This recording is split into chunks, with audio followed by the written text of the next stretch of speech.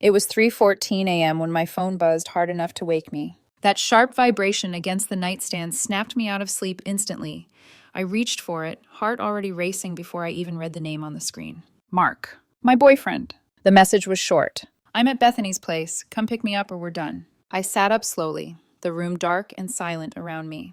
Bethany. The friend he'd told me not to worry about. The woman he just talked to when work was stressful. The woman who was married to Jake. The woman who had a child with him. Another text came through before I could even process the first. I'm serious. You have 20 minutes. 20 minutes. An ultimatum. At 3 in the morning. From another woman's house. My chest felt tight as I stared at the screen. My fingers hovered, waiting for the familiar instinct to kick in. The one that always pushed me to smooth things over, to prove I cared more. But instead, something else settled in. Cold, clear, final. I typed back. We're done. His reply came instantly. Are you serious right now? I'm giving you a chance to prove you care. I let out a quiet, humorless breath. Prove I care? He was at a married woman's house. A woman with a husband. A child. And somehow, this was framed as my test. The messages started stacking up. A real woman would fight for her relationship. I was just testing you. Jake doesn't even treat Bethany right. Then came the final message. A location pin. The audacity of it made my hands shake. He wasn't bluffing. He was really there. I took screenshots, every message, every insult, the ultimatum, the location. And then I opened Facebook. I searched for Jake. If my boyfriend thought he could use another woman's marriage as leverage against me at 3 in the morning, then Jake deserved to know exactly what was happening inside his own home. I sent everything, and I put my phone on silent. By sunrise, lives would be unraveling, and Mark had no idea how badly he had miscalculated me. Before that night, before 3:14 a.m., turned my phone into a weapon, Mark and I looked ordinary from the outside. The kind of relationship people nodded approvingly at. Stable, comfortable. Healthy, if you asked our friends. We met through work-adjacent circles, not coworkers, but close enough that our schedules overlapped, our stresses aligned. Mark was charming in a quiet way, not loud, not flashy, the kind of man who listened just enough to make you feel chosen, seen. In the beginning, I felt lucky. He remembered small details, how I took my coffee, how I hated being rushed in the morning, how silence sometimes meant more to me than reassurance. When he talked about the future, it always sounded reasonable. No grand promises, just steady plans, shared routines, a life that felt safe. I let myself settle into that safety. Bethany entered the picture gradually. At first, she was just a name that came up in passing. Someone from work, someone he talked to sometimes. When I asked about her, Mark never got defensive. That should have reassured me. Instead, it trained me not to ask too many questions. He mentioned Jake occasionally too, Bethany's husband, always vaguely, always in the background, a couple, a family. They had a child, real adult responsibilities, the kind of detail that makes you assume boundaries are already in place. Why would I worry about a married woman with a child? When Mark stayed late or answered messages quickly and then turned his phone face down, I told myself I was projecting. When he compared me to Bethany in small, careless ways, how she understood him, how she didn't overreact, I swallowed the discomfort and blamed my own sensitivity. I didn't want to be that woman, the insecure one, the jealous one, the one who needed reassurance all the time. So I adapted. I learned to ignore the tight feeling in my chest when her name lit up his screen. I learned to accept explanations that were technically plausible. I learned to believe that love meant trust, even when trust started to feel like silence dressed up as maturity. Looking back, there were moments I should have questioned harder. The way he defended Bethany more passionately than he defended me. The way arguments always circled back to my tone, my timing, my overthinking. The way he framed himself as the calm one, the rational one, while subtly positioning me as emotional. But he never raised his voice. He never missed birthdays. He never forgot anniversaries. And so I stayed. I didn't know then that emotional boundaries can erode quietly. That respect doesn't always disappear in explosions. Sometimes it fades through repetition, through normalization, through a slow reshaping of what you're willing to accept. By the time Mark sent that message at 3 in the morning, he wasn't inventing a new version of himself. He was simply revealing the one he'd been building all along. I just hadn't wanted to see it yet. The first real crack didn't come with shouting or accusations. It came quietly, almost politely. It was the way Mark started framing my discomfort as a flaw instead of a signal. Anytime Bethany came up and I hesitated, even for half a second, he noticed. "You're reading into it," he'd say, voice calm, almost instructional. "She's married, Issa. She has a family." Asking questions like that just makes things weird. And somehow the conversation would end with me apologizing. I told myself I was being mature. That trust meant not interrogating every situation that made me uneasy. That jealousy, unchecked, could rot a good relationship. So when he started texting her late at night, I said nothing. When he took calls outside, I looked away. When he compared my reactions to hers, how she was easy to talk to, how she didn't escalate things, I swallowed the sting and tried to be quieter. Less. Bethany became a constant presence without ever physically appearing.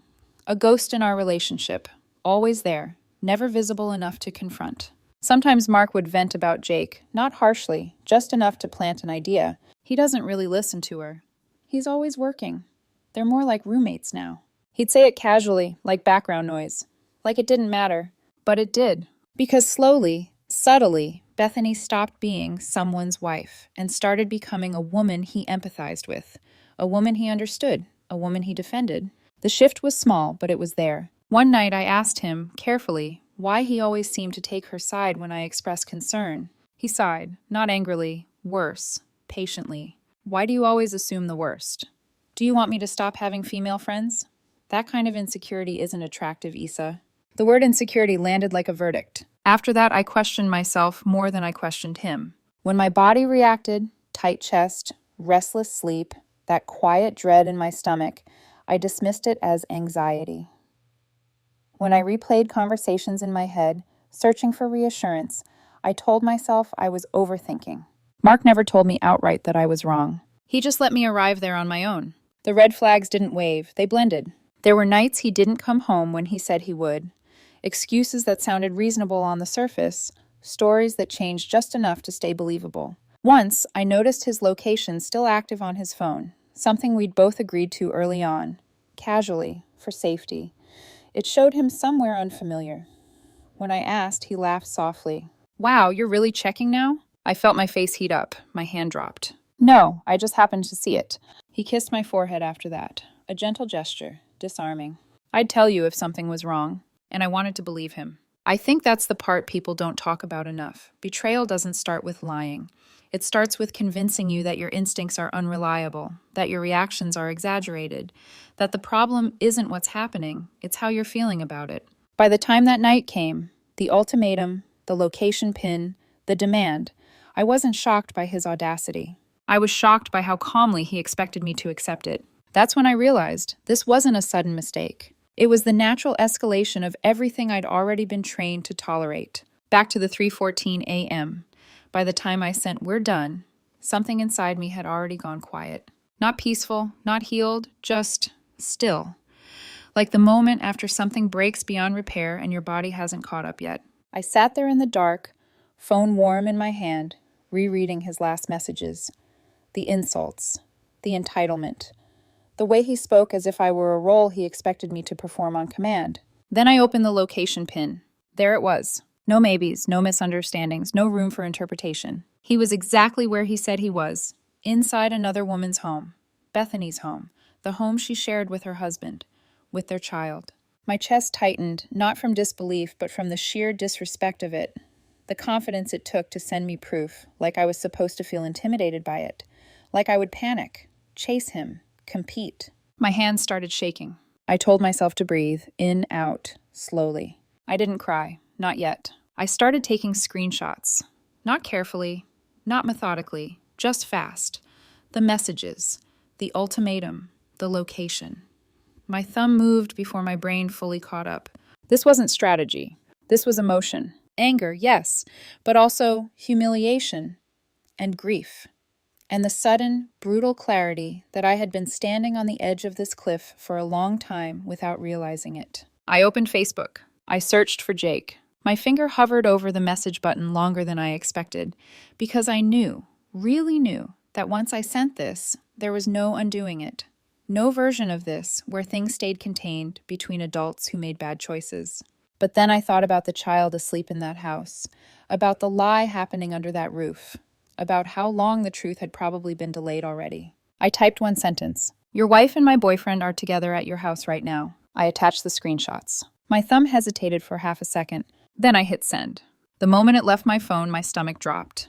There was no relief, no satisfaction, just a heavy, irreversible finality. The message didn't sit and delivered for long. A few minutes passed, just enough time for my breathing to slow. Then the little indicator changed. Seen. That single word tightened my throat. Somewhere, Jake had just read it. Somewhere inside that house, a man had been forced to see something he hadn't been meant to see. At least not that night, not like this. I didn't wait for a reply. I didn't need to, because the fallout came immediately. My phone lit up like a warning flare. Calls from Mark. Messages flooding in faster than I could read them. Panic bleeding through every line. What did you do? Are you insane? Jake's here. Bethany is freaking out. I need somewhere to stay. The shift was unmistakable. Just minutes earlier, he had been issuing ultimatums. Testing me. Telling me what a real woman should do. Now he was begging. I watched the notifications stack up without opening them. My hands were steady now, not because I felt strong, but because the decision had already been made. There was nothing left to negotiate. I turned my phone on silent. I lay back down. And for the first time since I'd woken up that night, I closed my eyes. When morning came, everything had already collapsed. I woke up to chaos. My phone was vibrating so hard on the nightstand it sounded angry. When I picked it up, the screen was a wall of notifications. Missed calls stacked on top of each other, messages still coming in as I watched. I hadn't even opened my eyes fully yet, and the damage was already done. Dozens of texts, missed calls from numbers I recognized, and several I didn't. Voicemails piling up faster than I could process. The night hadn't ended when I went to sleep. It had only shifted locations. The first messages were from Mark. They jumped between panic and accusation, apology and blame, sometimes all in the same thread. Please pick up. I have nowhere to go. Jake kicked us out.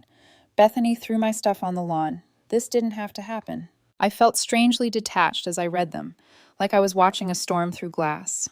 The man who had been issuing ultimatums just hours earlier was now unraveling in real time. Then came the messages that weren't from him. One number I didn't recognize sent a paragraph so long it blurred together at first glance. I opened it anyway. It was Bethany. Her words were sharp, frantic, furious, jumping from accusation to denial to rage without ever stopping to breathe. How dare you do this to my family? You had no right to interfere. You ruined everything. This is between adults and you blew it up because you're bitter. I stared at the screen, my jaw tightening. She didn't deny it. She didn't ask how I knew. She didn't claim it wasn't true. She went straight to anger, straight to blame, straight to the belief that the lie should have been protected simply because exposing it was inconvenient. More messages followed, some from her friends, some from Mark's, some clearly forwarded around without much thought. You're disgusting. A real woman wouldn't do this. You destroyed a family. This is abusive. I didn't respond to any of them. I just watched. And then, quietly, a different message came through. This one was from Jake. It wasn't long. It wasn't emotional. It didn't ask questions. Thank you. I've suspected for months. She kept saying he was just a friend. I found his underwear in our bedroom. They're both out. I'm keeping the house. My name's on it. I read it twice. My throat tightened, not from guilt, but from the weight of it, from the reality that what I'd sent had confirmed something he'd already been living with in silence. I didn't reply. I didn't need to. The contrast between that message and Bethany's rage told me everything I needed to know about who was confronting reality and who was trying to outrun it. The rest of the morning passed in fragments. More messages, more calls, more attempts to pull me back into explanations I didn't owe. At some point, I set my phone face down. I made coffee. I stood by the window and watched the city move like nothing had changed, like other people's lives weren't imploding on a random morning. And that's when it hit me. Everyone else was reacting, panicking, blaming, scrambling to control the narrative. But I wasn't. I had already stepped out of it. What happened next, what they did to clean up the mess, was no longer my responsibility. By mid-morning, the adrenaline from the night before had burned off, leaving behind a thin, brittle calm. I made coffee, sat at the kitchen table, and tried to steady my hands. That's when my phone buzzed again, not with another apology or accusation, but with something quieter, heavier. Instagram stories posted by Mark. I wasn't looking for proof, it surfaced on its own. A notification flashed at the top of my screen. the kind you almost dismiss without thinking. I tapped it, and there it was, a chain of stories posted through the night, time-stamped, casual, careless. Mark and Bethany doing shots, shoulders pressed together. Caption, work friends who play together. Another slide, Bethany wearing a loose shirt that was unmistakably Mark's. Caption, borrowed clothes hit different. A mirror selfie in a bathroom I didn't recognize. Caption, feeling myself tonight. Then the last one, wine glasses on a couch, bodies just out of frame. Caption, Netflix and chill vibes. My stomach dropped. This wasn't ambiguity. It wasn't a misunderstanding. It was a curated record of a lie, posted with the confidence of people who didn't think accountability would ever catch up to them. I started screenshotting immediately. Not carefully, not artistically, just fast. Each frame, each caption, each timestamp. My thumb moved on instinct, a reflex I didn't realize I had until it was already happening. Minutes later, the stories vanished. Deleted. But it didn't matter. They already existed somewhere else now, on my phone, saved, intact. Evidence that didn't depend on memory or interpretation. A little while later, my phone buzzed again. It was Jake. He said Bethany was denying everything now, saying it was just drinking, just talking, nothing physical, a misunderstanding blown out of proportion. I read the message once, then again, and then I replied, not emotionally, not defensively, just factually. I told him about the Instagram stories, about how they'd been posted all night, about how they were gone by morning. There was a pause, long enough that I imagined him reading, rereading, connecting dots he'd probably been circling for months. Then his reply came. You saved them? I said yes. Another pause. My lawyer needs those, he wrote. They're saying this was a one-time thing. That was the moment the situation crossed a line, from personal collapse to something formal, documented, irreversible. I sent the screenshots, all of them, with the timestamps, no commentary, no added context, just the truth, exactly as it had appeared. A few seconds later, got them, thank you. That was it. No anger aimed at me. No questions, just resolve, the kind that shows up when someone stops trying to preserve a version of reality that no longer exists. I set my phone down and exhaled slowly. It felt like stepping out of a room I'd been holding together with my bare hands. I didn't have time to sit with it. There was a knock at my door. Sharp, insistent. I knew who it was before I stood up. When I opened the door, Mark was there, with his mother half a step behind him, her hand already braced against the frame like she planned to push past me. Issa, she said quickly, voice urgent, practiced. We need to talk. Mark wouldn't meet my eyes. His jaw was tight, coiled. This isn't the time, I said evenly. It absolutely is, his mother snapped. He made a mistake. People make mistakes. You don't throw someone out of their life over one bad night. I didn't argue the framing. I didn't debate definitions. He doesn't live here, I said. His name isn't on the lease. Mark finally spoke. You can't do this. I need my things. You already took what you needed, I replied. The rest can be arranged later. His mother scoffed. That's not how this works. He stayed here. That gives him rights. No, I said calmly. It doesn't. Her face hardened. If you don't let him in, I'll call the police. I nodded once. Please do. The threat collapsed in the space that followed. She looked from my face to the hallway behind me, recalculating. Mark shifted, frustration bleeding through his restraint. You're being unreasonable, she said. I'm being clear. She grabbed Mark's arm. We're leaving. As they turned away, Mark twisted back toward me, his eyes sharp now, stripped of pretense. You're going to regret this, he said. I'll make you pay. The words landed without impact, not because they weren't threatening, but because they were expected. The final move of someone who had lost control and needed to feel powerful again. I didn't respond. I closed the door. Inside, the apartment felt unnaturally quiet. I leaned back against the wood, heart racing, and listened to their footsteps fade down the hall. That was when it fully sank in. This wasn't contained anymore. It wasn't just about betrayal or a night gone wrong. This was about reputations, about work, about who would be believed when things went public. Mark wasn't done, and neither was the fallout. I looked at my phone, at the screenshots saved in my gallery, and understood with unsettling calm that the next phase would be louder, messier, and far less private. The escalation had begun. I thought the worst of it was already behind me. The late-night messages, the threats. Mark showing up at my door with his mother like boundaries were optional suggestions. I told myself that once I stepped back into my routine, once I was at work, surrounded by normalcy, I'd be safe for a few hours. I was wrong. By mid-morning, my focus was shredded. I reread the same email 3 times without absorbing a word. My hands trembled slightly every time I reached for my coffee. Each buzz from my phone sent a spike of tension straight through my chest. I kept telling myself, get through the day, keep it professional, don't engage. Then the receptionist called my desk. Issa, she said, voice careful. There are people here asking for you. They're saying it's an urgent family matter. My stomach dropped. I stood slowly, already knowing.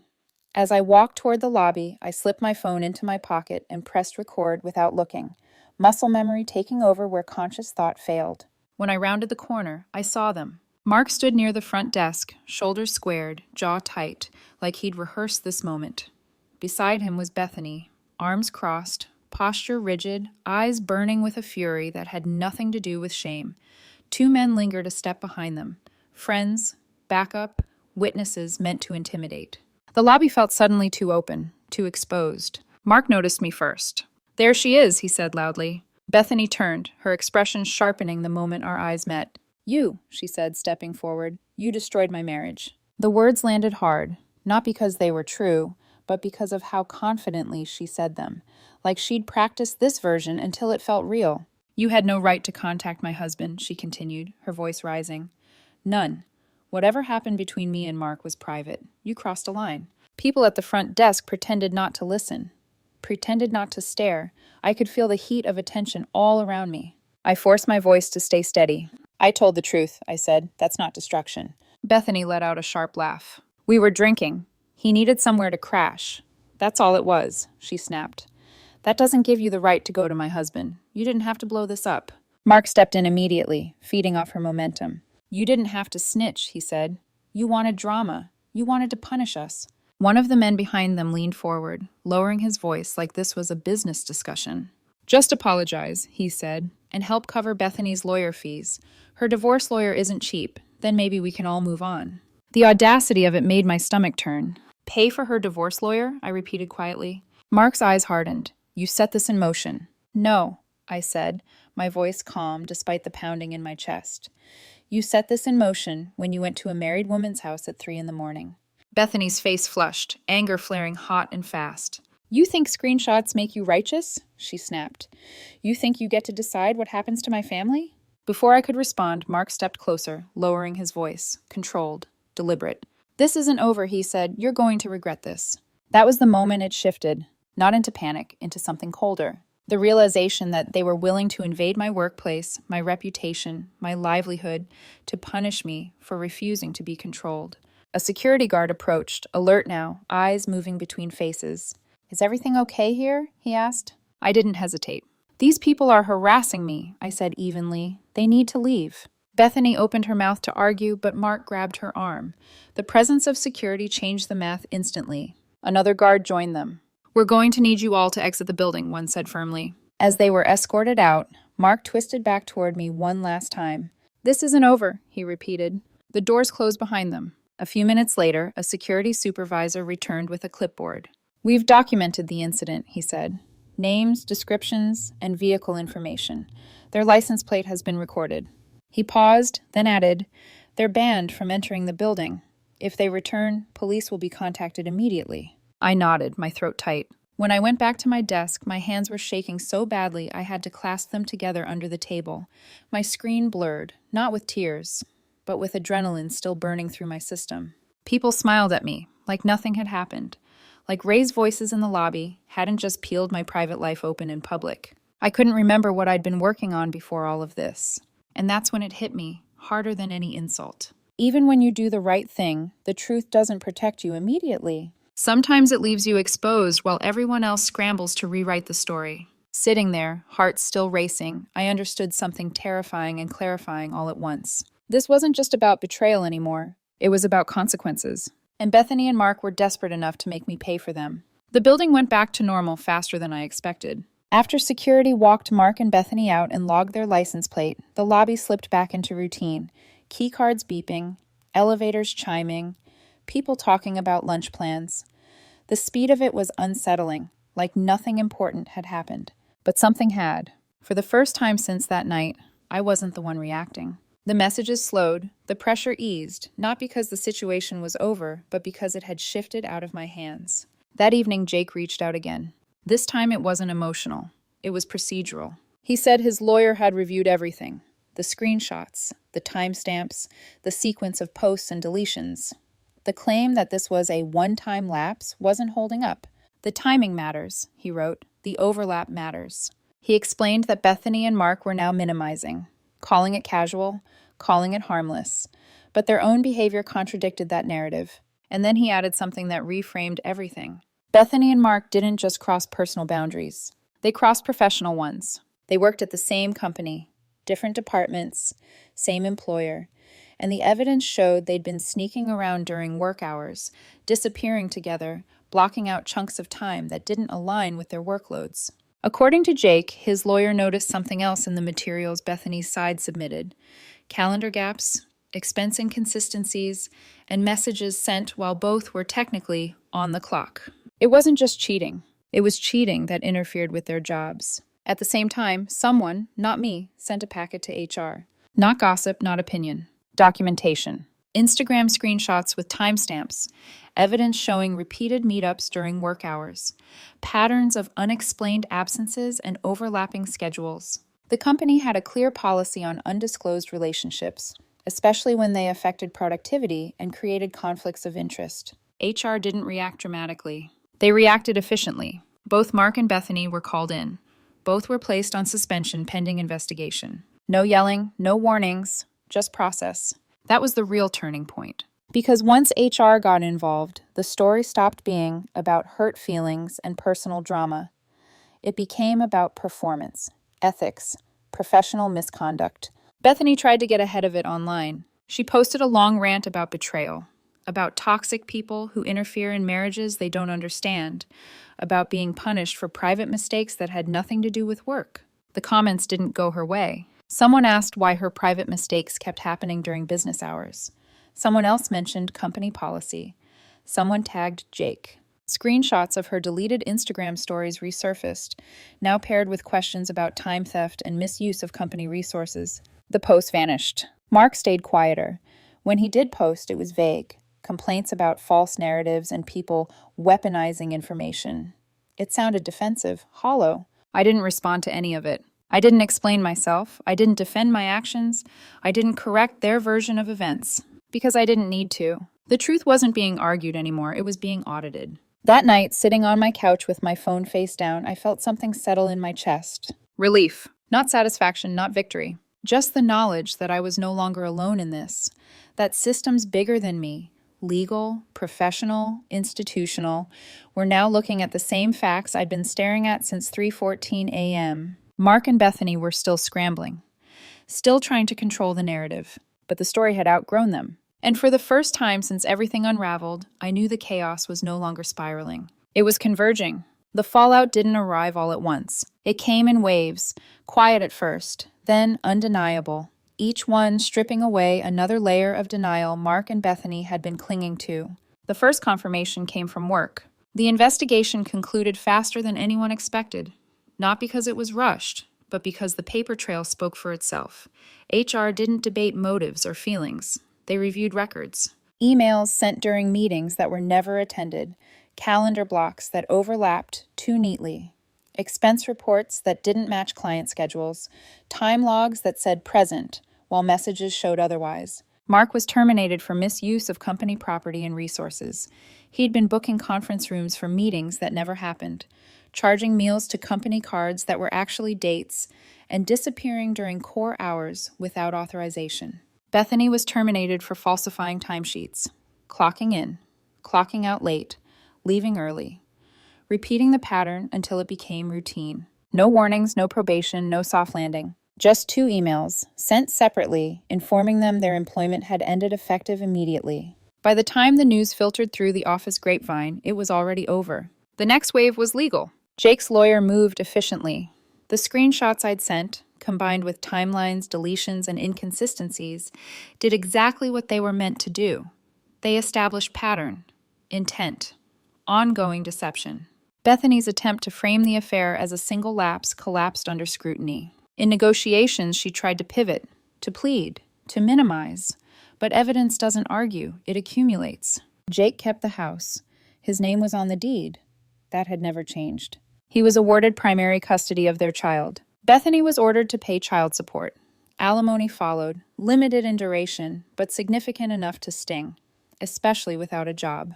When she tried to contest it, claiming emotional distress, claiming provocation, the judge shut it down quickly. Feelings didn't outweigh documentation. The court wasn't interested in who felt hurt. It was interested in who broke trust and how often. Mark, meanwhile, unraveled quietly. Without a job, without income, without the leverage he'd relied on, his threats evaporated. He sold his car, then realized he needed it. Too late. He moved back in with his mother, the same woman who'd stood in my doorway insisting boundaries didn't matter. At 35, he was sleeping in a childhood bedroom and commuting to interviews that went nowhere. His reputation followed him. People talked, not loudly, not cruelly, but enough. Friends distanced themselves, one by one. A group chat he used to be part of reappeared without his name on it. Someone joked about it becoming simpler now. Someone else made a meme out of his termination email. It circulated. Bethany's world shrank even faster. Her social media posts slowed, then stopped. When she did resurface, it was with vague quotes about resilience and rising from ashes. The comments were sparse, careful, non-committal. Her friend group fractured after she tried to pivot again, this time toward one of their partners. Apparently, she assumed what worked once might work twice. It didn't. She moved out of the house she'd lost and into a small apartment she couldn't afford without help. She applied for jobs. Employers Googled her name, found the screenshots, found the posts, found the story. The callbacks never came. Mark and Bethany didn't last. Of course they didn't. A relationship built on secrecy and entitlement rarely survives exposure. Without jobs, without momentum, without a shared enemy to blame, there was nothing left to hold them together. They broke up quietly. No announcement, no closure, just absence. I learned all of this indirectly, through secondhand updates, through the way names stopped coming up, through the silence where noise used to be. I didn't celebrate. I didn't feel triumphant. Mostly I felt tired. There's a strange exhaustion that comes from watching consequences play out without your involvement. Like standing in the aftermath of a storm you didn't start and didn't stop, but still had to endure. Jake checked in once more. Short message, simple. "Thank you again," he wrote. "We're going to be okay." That was enough. As for me, life didn't magically reset. It didn't need to. I kept going to work. I met deadlines. I reclaimed routines that had been interrupted by chaos. The security team followed up once, confirmed Mark and Bethany hadn't attempted to return to the building.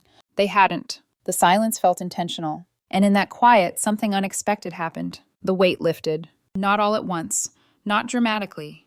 But enough that I could breathe again without bracing for impact. The fallout had landed. Not as revenge. As consequence. And for the first time since everything began, I wasn't waiting for the next shoe to drop. There were no shoes left. The story didn't end with a bang. It tapered, quietly, predictably, into the kind of aftermath that doesn't need commentary. Mark tried to re-enter the world like nothing had happened. Dating apps came first. Then the screenshots surfaced again. Profiles copied, bios mocked. The same patterns called out in local groups that remembered more than he wanted them to. He deleted, remade, deleted again. Nothing stuck. Bethany's situation didn't stabilize either. She found work eventually, but it was a step down, longer commute, lower pay, less flexibility. Temporary housing turned into permanent compromise, the kind of life you don't post about.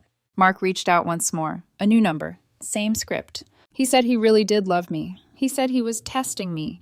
He said a real woman would have come to get him that night.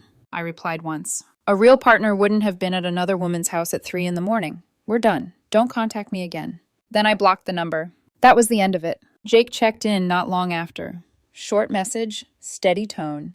He said they were settling into a routine, that he was focused on being a dad, that things weren't perfect, but they were real. He thanked me again, without drama, without lingering. That was enough. As for me, life moved forward, not in leaps, in increments. I stayed consistent at work. I kept my head down. The incident at the building didn't define me, but it did get noticed. Not the spectacle, the composure, the way I handled it without escalating, without making it everyone else's problem. Opportunities followed, slowly, earned. I didn't rush into anything new. I didn't need to. Peace felt unfamiliar at first, then essential. Here's what I learned. Ultimatums aren't tests of love. They're tools of control. Anyone who uses another person or another family as leverage doesn't respect you. And the truth doesn't need volume. It needs documentation. To everyone who listened, who messaged, who shared similar stories, thank you. It matters to know you're not alone when you choose boundaries and actually enforce them. If this resonated, or if you've been through something similar, drop a comment. Share it with someone who might need to hear it. And if you want more stories like this, hit subscribe. Side note, because this one was too strange not to mention, I heard later that Bethany's mother publicly stopped acknowledging her as a daughter-in-law and only referred to Jake as my son-in-law. Every week, she made Bethany attend church with her. Not quietly. The pastor used the situation, repeatedly, as a cautionary example about insincerity in marriage and temptation. Same pew. Front row. No skipping Sundays. I didn't need that detail for closure, but it did make the lesson unmistakable. Consequences don't always shout. Sometimes they just show up, on schedule, every single week.